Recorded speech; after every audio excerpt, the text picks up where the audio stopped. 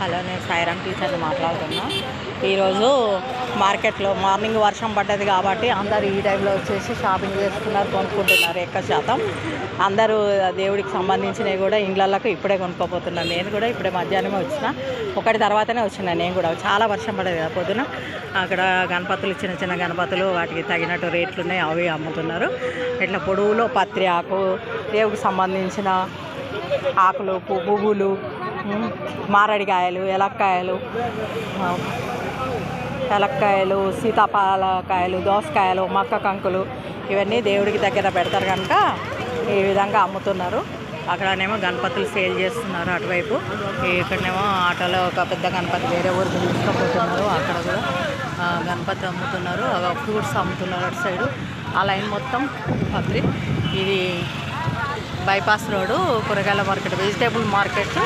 అక్కడ వెనుక భాగంలో కూరగాయల వాళ్ళ కోసమని రూమ్స్ వేసిస్తున్నారు.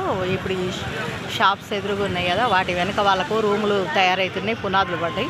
ఆ రూమ్స్ అయినాక కూడా మళ్ళీ ఇదేమో గణపతి, అక్కడ చిన్న గణపతులు అమ్ముతున్నారు, వ్యాన్లలో తీసుకొచ్చుకున్నారు. పెద్ద గణపతులు కూడా చాలా అమ్ముతున్నారు. ఇవంతా దేవుడికి సంబంధించిన ఆకు, పత్రి అన్నీ అమ్ముతున్నారు. Bye bye bye bye. Sairam teacher bye bye bye bye. నా ఛానల్ సబ్స్క్రైబ్ చేయండి, బెల్ గంట కొట్టండి.